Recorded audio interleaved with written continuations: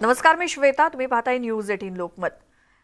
मुद्दा महाराष्ट्राचा मध्ये तुमचं स्वागत. आणि सुरुवातीला बातमी आहे, कोरोना आणि ओमायक्रॉनच्या रुग्णवाढीचा वेग पाहता जानेवारी महिन्याच्या तिसऱ्या आठवड्यामध्ये राज्यातली रुग्णसंख्या ही 2 लाखांच्या घरात जाईल. आणि या गतीनं राज्यातील रुग्णसंख्या जर 80 लाखांच्या घरात गेली तर होणारे मृत्यू हे 80,000च्या घरात जातील, अशी धक्कादायक माहिती राज्याच्या आरोग्य विभागाचे अतिरिक्त मुख्य सचिव डॉक्टर प्रदीप व्यास यांनी दिली आहे.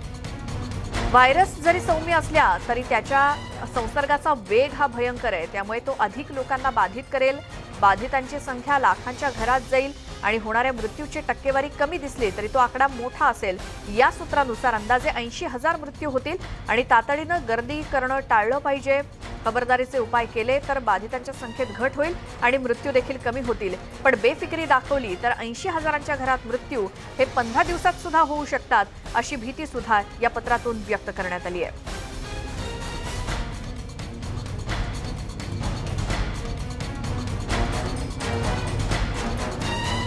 त्यामुळे या तिसऱ्या लाटेदरम्यान किंवा ही तिसरी लाट उंबरठ्यावरती असं तज्ज्ञ सांगतायत. आणि या दरम्यान आपण किती जबाबदारीनं वागलं पाहिजे हे आपण आपली जबाबदारी ओळखायलाच लागणार आहे. कारण सक्रिय रुग्णांची संख्या ही जानेवारीच्या तिसऱ्या आठवड्यापर्यंत 2 लाखांपर्यंत जाण्याची शक्यता तज्ज्ञ व्यक्त करतायत. याच संदर्भात आपण अधिक बोलणार आहोत. महाराष्ट्र कोविड टास्क फोर्सचे सदस्य डॉक्टर उदय कुलकर्णी सर आपल्यासोबत जोडले गेलेत. सर, स्वागत तुमचं न्यूज 18 लोकमतमध्ये.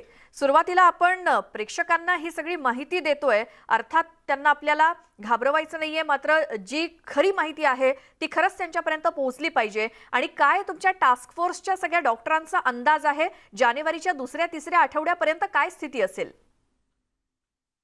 नमस्कार. लोकमतच्या सर्व दर्शकांना नवीन वर्षाच्या शुभेच्छा देताना एक चांगली बातमी सुद्धा अशी आहे की गेल्या 15-20 दिवसांपासून आपण ह्या ओमिक्रॉन मायक्रॉनचं जे काही सगळीकडे नाव येतंय आणि त्याची ज्या पद्धतीने आज प्रगती चाललेली आहे किंवा आपल्या दृष्टीने बघायचं झालं तर आकडे वाढताना दिसत आहेत. आणि या आकडेवाढीचा दर हा मागच्या पेक्षा जवळजवळ 5 ते 6 पट वेगाने होणार आहे. म्हणजे मागची लाट जर समजा 2 महिने आपल्याला बघायला मिळाली तर ही कदाचित 15 दिवसात आपले आकडे जे आहेत ते 10 लाखाच्या वरती जाताना आपल्याला दिसू शकतील, अशी आत्ताची परिस्थिती आहे. चांगली बातमी त्याच्यातली अशी आहे की हा ओमायक्रॉन आणि त्याच्या बरोबरीने येणारा जो नवीन व्हेरियंट आहे त्याची मारकता ही कमी आहे. आणि त्यामुळे आम्ही आता गेल्या काही दिवसांमध्ये असे काही रुग्ण जे बघितलेत या स्वरूपाचे कोविडचे, तर त्याच्यामध्ये 3 ते 4 दिवसामध्ये जर समजा तुम्ही योग्य लक्ष देऊन उपचार केले तर फॅमिली डॉक्टरच्या लेवलवरती सुद्धा याच्यामध्ये चांगल्यापैकी आपल्याला कंट्रोल आणता येतो. आणि आणखीन एक महाराष्ट्राच्या दृष्टीने चांगली बातमी म्हणजे आयुर्वेदातले आणि आयुषचे डॉक्टर्स जे आहेत त्यांना या ट्रीटमेंट्स करायला आता अधिकृतरित्या त्यांच्या दवाखान्यामध्ये परमिशन मिळणार आहे. आणि त्यामुळे आपल्याला आपल्या फॅमिली डॉक्टर कडून कुठल्याही स्वरूपाचा कोविडचा जर समजा रुग्ण असेल तर प्राथमिक उपचार लवकर मिळाले. कारण मागच्या लाटेमध्ये बघितले की प्राथमिक उपचार उशिरा मिळाले, उशिरा निदान झालं आणि त्यामुळे मग मृत्यू झाले.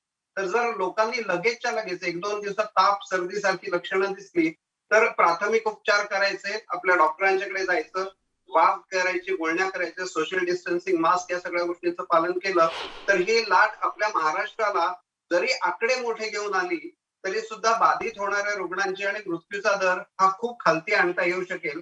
आणि त्यासाठी लोकांचं सहकार्य, टास्क फोर्सचं म्हणा किंवा गव्हर्नमेंटचं म्हणणं हेच आहे की आपली जबाबदारी समजा आणि आपण स्वतः त्या ठिकाणी सतर्क व्हा आणि त्याप्रमाणे जागरूकपणाने प्रतिकार करा. तर निश्चितच ही लाट जरी आली आणि आता तिसरी लाट आली असं काही जणांच्या दृष्टीने अधिकृतरित्या असं आपल्याला घोषणा होईल, तर तिसऱ्या लाटेमध्ये आपल्याला सगळ्यांना जर समजा याच्यातनं बाहेर पडायचं असेल तर स्वतःचा रक्षक आणि समाजाचा रक्षक होऊन पुढे येण्याची गरज आहे. आपले मुख्यमंत्री जसं म्हणतात तसं ही प्रत्येकाची स्वतःची जबाबदारी आहे ही लाट परतवून लावण्याची. बरोबर आहे डॉक्टर. काल 31 डिसेंबर आणि त्यानिमित्तानं अनेक जण एकमेकांसोबत जमले असतील. बंदी आहे खरं तर एकत्र जमण्याला, मात्र तरी देखील या सगळ्या इव्हेंटचा जर विचार केला आणि आणखी पुढे दैनंदिन जीवनामध्ये प्रत्येकाला तुम्ही काय एक सल्ला द्याल की किती जबाबदारीनं आपण वागलं पाहिजे? अर्थात जे काही नियमावली राज्य सरकारनं ठरवून दिलेली आहे ती तर पाळायचीच आहे, त्या व्यतिरिक्त वैयक्तिक आयुष्यात अगदी कुटुंबामध्ये आपण राहताना काय काय काळजी घ्यायला हवी? आता आपण जसं बघितलं की जे फेस्टिव्हिटी आपल्याला तसाही भारतीय माणूस हा सण आणि उत्सव प्रिय असतो आणि त्यातून तर कालचा हा सर्व धर्मांच्या पलीकडे असलेला उत्सव 31 डिसेंबर. तर त्यामुळे भरपूर जण बाहेरही पडलेले आहेत. एकत्र मिळून त्यांनी काहीतरी केलंय. हॉटेलमध्ये नसेल तर घरी एकत्र येऊन त्या ठिकाणी. तर त्यावेळी निश्चितच ओमायक्रॉन वाढण्याची शक्यता ही जास्त प्रमाणात आहे आणि त्यामुळे सर्दी, पडसं, थोडासा ताप, घसा दुखणं, किंचित अंगदुखी अशी लक्षणं दिसली की त्याला लगेचच्या लगेच सस्पेक्ट म्हणून त्या ठिकाणी ट्रीट करायचंय, स्वतःला वेगळं ठेवायचंय आणि त्याच्या बरोबरीनेच ज्या कॉमन गाईडलाईन्स आहेत त्याच्याचबरोबर आयुषने दिलेल्या गाईडलाईन्स मध्ये वाफारा घेणं, गुळण्या करणं, नाकाला तेल लावणं या काही गोष्टी आहेत यांचा समावेश जो केलेला आहे तो याच्यासाठीच आहे की 70 ते 80% पेशंट्स याच्यामुळे लगेचच्या लगेच प्राथमिक स्तरावरतीच त्यांना ट्रीटमेंट करता येऊ शकते. आणि त्याचबरोबर आपल्या फॅमिली डॉक्टरला भेटलात आणि त्यांनी सांगितल्याप्रमाणे दिवसातनं 2-3 वेळा ऑब्झर्वेशन ठेवली. आपलं पल्स ऑक्सिमीटर वरती जर समजा रिडिंग्स बघून ती डॉक्टरला वेळच्या वेळी कळवली, तर मला असं वाटतं की कुठलाही रुग्ण हा 3 ते 4 दिवसामध्ये त्याच्या असलेल्या तापातून बरावून बाहेर येऊ शकतो आणि खूप मोठ्या तपासण्या आणि हॉस्पिटलायझेशनच्या दिशेने जाणार नाही. लक्षात ठेवा की एवढा आकडा वाढल्यानंतर जर प्रत्येक जण हॉस्पिटलमध्ये ऍडमिट होण्याच्या मागे लागला, हं, तर ज्यांना खरोखर हॉस्पिटलची गरज आहे ते हॉस्पिटलपर्यंत पोहोचू शकत नाहीत आणि त्यांना त्रास होऊ शकतो. म्हणून बरोबर. जेवढे तेवढे पेशंट्स हे फॅमिली डॉक्टर लेव्हलवरती ट्रीट व्हायला पाहिजेत आणि ही लढाई जी आहे ही T20 सारखी आहे किंवा T10 सारखी आहे, की ज्याच्यामध्ये झपाट्याने आपल्याला त्याच्यामध्ये प्रतिकार करावा लागतो आणि समजलं की लगेच आपल्या फॅमिली डॉक्टरना मात्र जाऊन भेटायचंय. आपल्याला असलेली लक्षणं सांगायची, ते सांगतील त्या सूचना आणि त्याच्याबरोबर सांगितलेले उपचार करायला घ्यायचे. तर कुणालाही हॉस्पिटलपर्यंत जाण्याचीही आवश्यकता पडणार नाही आणि ज्यांना खरोखर हॉस्पिटलची गरज आहे, त्यांना हॉस्पिटल मिळाल्यामुळे त्यांचे मृत्यूचा दर सुद्धा आपल्याला खालती आणता येऊ शकतो. आज आपल्याकडे ट्रीटमेंट्स खूप चांगल्या-चांगल्या अवेलेबल आहेत. बरं. त्या अवेलेबल असलेल्या ट्रीटमेंट योग्य माणसाला मिळण्यासाठी तुम्ही तुमच्या फॅमिली डॉक्टरला लगेच जाऊन भेटणं, हे मात्र पहिल्या-दुसऱ्या दिवशी तापाच्या लगेचच्या लगेच करण्याची जर समजा आपण खबरदारी घेतली हं. आणि घरगुती उपाय म्हणजे हलकं अन्न ठेवायचं, जास्त हेवी फूड नको. त्याच्या बरोबरीने जर जमलं तर प्राणायामासारखे काही आपल्याला पूरक व्यायाम आहेत. हे चालू केले. आता नवीन वर्षाचा संकल्प म्हणून जर समजा आपण शरीराकडे लक्ष द्यायचं ठरवलं आणि दररोजच्या दररोज एक्सरसाइजेस आणि जे काही जंक फूड आणि या गोष्टींना जरा फाटा द्यायचं जर समजा लोकांनी ठरवलं, तर मला असं वाटतं की ओमायक्रॉनचा, कोविडचा प्रतिकार तर होईल आणि आपली प्रकृती सुदृढ होईल आणि त्यामुळे सरकारलाही तुम्ही अप्रत्यक्षरित्या मदत करणार आहे, या बरोबर. सगळ्या साथीला हाताळण्यासाठी. बरं डॉक्टर, गेल्या 5च दिवसाची जर आकडेवारी पाहिली, रुग्णसंख्या पाहिली, तर ती अगदी 1,000वरून डायरेक्टली 8,000वरती पोहोचली आहे काल परवाचीच रुग्णसंख्या.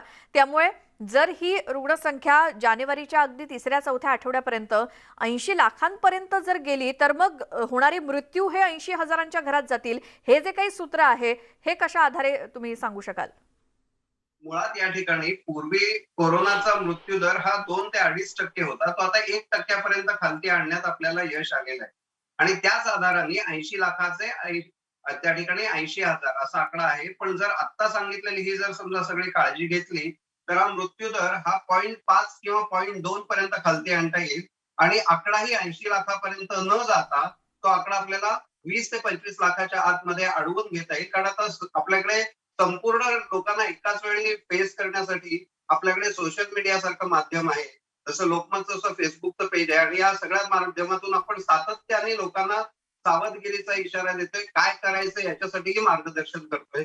ते जर समजा योग्य पद्धतीने लोकांनी केलं तर 80 लाखापर्यंत आकडा न जाता तो 20 ते 25 लाखाच्या आतमध्येच आपल्याला रोखून धरता येऊ शकेल आणि त्यामुळे त्याचा आकडा जो काही मृत्यूचा आहे तोही आपल्याला 5 ते 10,000च्या आतमध्ये अडवता येऊ शकेल, असं मला वाटतं आणि यासाठी सगळ्या समाजातल्या प्रचार माध्यमांनी आणि त्याचबरोबर जनतेने जर समजा ऍक्टिव्ह ऍक्शन ज्याला आपण म्हणू शकतो, की प्रत्येकाने याच्यामध्ये हे माझं काम आहे आणि म्हणून प्रत्येकाने सगळ्यांच्या समोर हा निरोपसा पाठवला पाहिजे. आपण जे काही या ठिकाणी बोलतोय हेही सगळ्यांच्या पर्यंत पसरवायचं.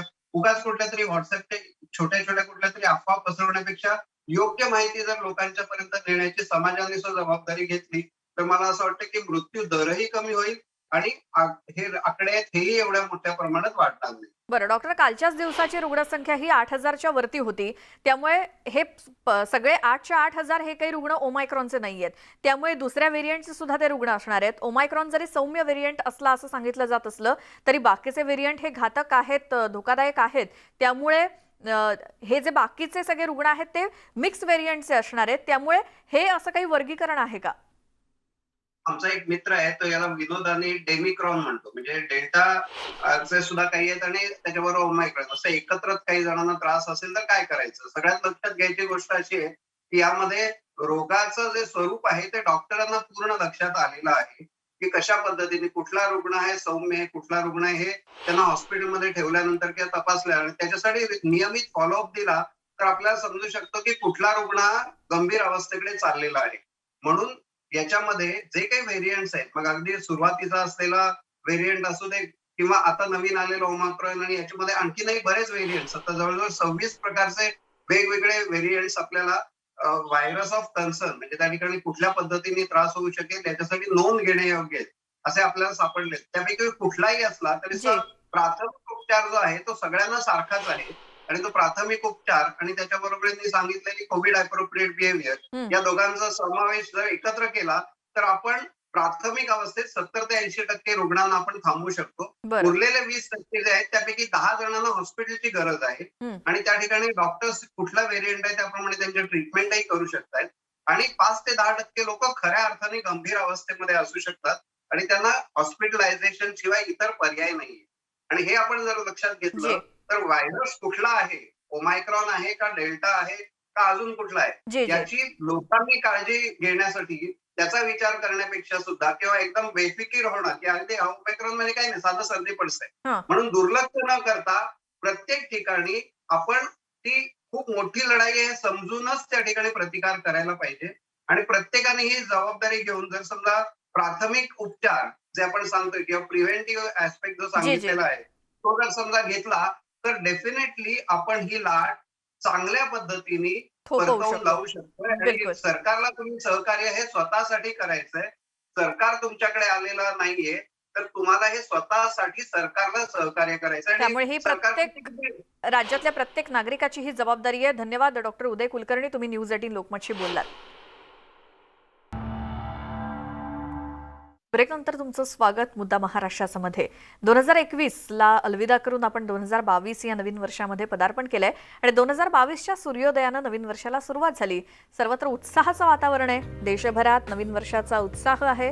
Gateway of India, India gate, Howrah ब्रिजवर उगवत्या सूर्याला साक्षी ठेवत नवीन वर्षाचं स्वागत करण्यात आलं आणि मंत्रमुग्ध वातावरणात नवीन वर्षाचं स्वागत झालंय. जिकडे तिकडे कोरोनाचा धोका वाढत असताना हे वर्ष सर्वांसाठी सुख समाधानाचं, आरोग्याचं यावं व्हावं यासाठी प्रार्थना करण्यात आली आहे.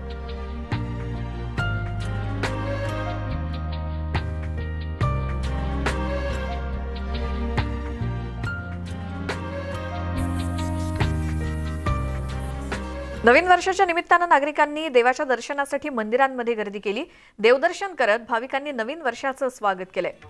पंढरपुरातील विठ्ठल रुक्मिणी मंदिरात सकाळपासूनच भाविकांनी दर्शनासाठी रांगा लावल्या होत्या. मंदिराला आकर्षक सजावट देखील करण्यात आली आहे. तिकडे शिर्डीमध्ये सुद्धा साईबाबांच्या दर्शनासाठी भाविकांनी प्रचंड गर्दी केली होती. पहाटे 6 वाजल्यापासून मंदिरात भाविकांची मांदियाळी आहे.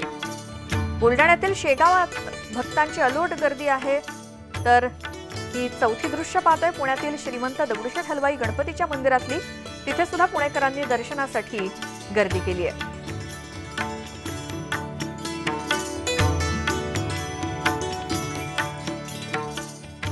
आणि यासोबतच वेळ झाली आहे मुद्दा महाराष्ट्राचा मध्ये आता इथेच थांबण्याची. मात्र दिवसभरातल्या महत्त्वाच्या आणि ताज्या बातम्यांसाठी आमचं YouTube चॅनल न्यूज 18 लोकमतला सबस्क्राईब करायला विसरू नका. फेसबुक, ट्विटरवरती सुद्धा आम्हाला फॉलो करा.